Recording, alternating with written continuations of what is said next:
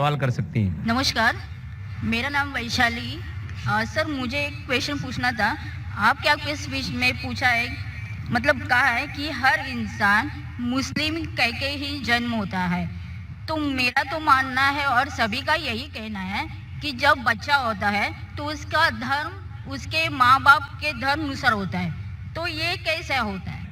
बहन का सवाल है कि मैंने कहा मेरी तकरीर में कि हर बच्चा जब पैदा होता है मुस्लिम पैदा होता है। तो बहन पूछ रही है कि बच्चे का धर्म अपने वालिदैन का धर्म होता है। वो बच्चा पैदा होने के बाद जब बच्चा पैदा होता है तो मोहम्मद सल्लल्लाहु अलैहि वसल्लम फरमाते वो दीनुल फित्र में पैदा होता है। मतलब वो ही कर रहा है जो उसका खालिक, उसका ईश्वर, उसका अल्लाह चाहता है। वो सांस ले रहा है उस तरीके से जिस तरीके से अल्लाह चाहता है, उसका खालिक चाहता है। वो जी रहा है उस तरीके से, वो फितरत पे जी रहा है। उसके बाद वो अपने वालिदैन के बताए हुए रास्ते पे चलने लगता है।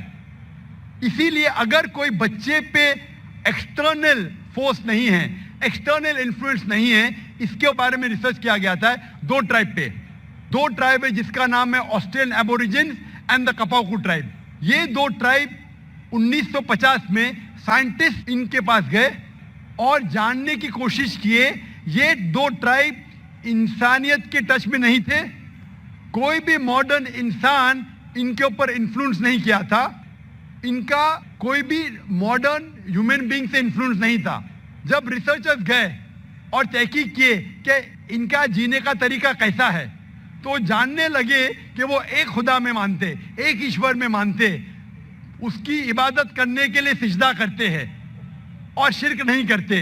वो तहकीक करने के बाद पता चला कि वो इस्लाम फॉलो कर रहे, नाम से मुसलमान नहीं थे, लेकिन जिंदगी के बसर करने का तरीका इस्लामिक था।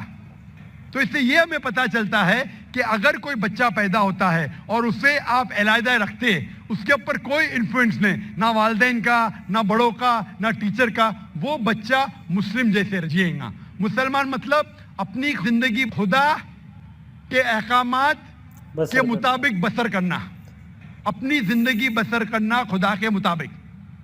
ये साइंटिफिक रिसर्च है।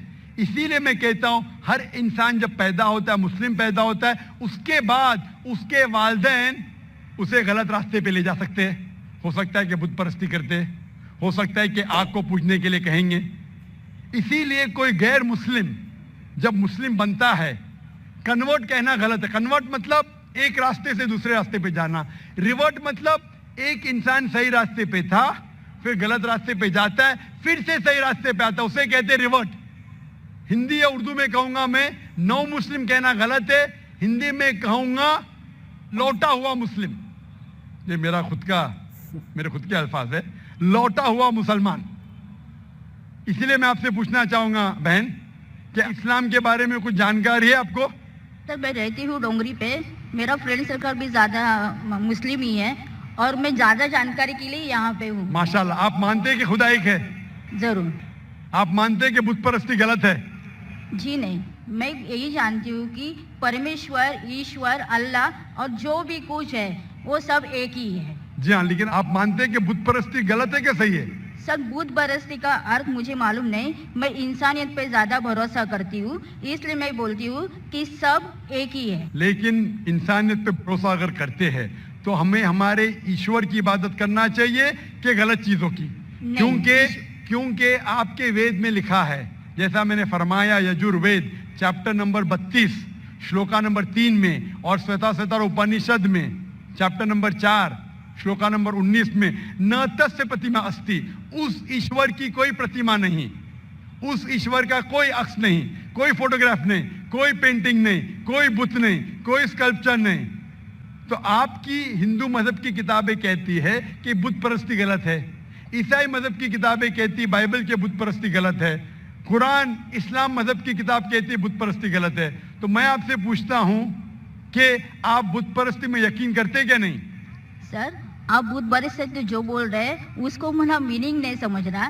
खाली मुझे यही मालूम है कि सब जो ईश्वर, अल्लाह, जो भी कुछ है सिर्फ एक ही है। बिल्कुल सही, ईश्वर अल्लाह एक है। लेकिन अगर आप ईश्वर को, अगर मिसाल के तौर पे ईश्वर को आप कुछ गलत साबित करते हैं और उसे ईश्वर कहते, गलत चीज को ईश्वर कहना सही है? नहीं, बिल्कुल नहीं। अगर कोई कहेगा कि ये टेबल ये चेयर ईश्वर है, आप मानेंगे? नहीं, वो भी ईश्वर गलत नहीं है। है, लेकिन गलत चीज को ईश्वर कहना गलत है क्या? नहीं। नहीं, बिल्कुल। तो ये मैं पूछता हूं कि जो चीज ईश्वर कहना के लायक नहीं है, जैसे आपके मजहबी किताब में कहा गया है नातस्य प्रतिमा अस्ति, उस ईश्वर की कोई प्रतिमा नहीं, कोई बुत नहीं, कोई पेंटिंग नहीं, कोई पिक्चर नहीं, कोई अक्स नहीं।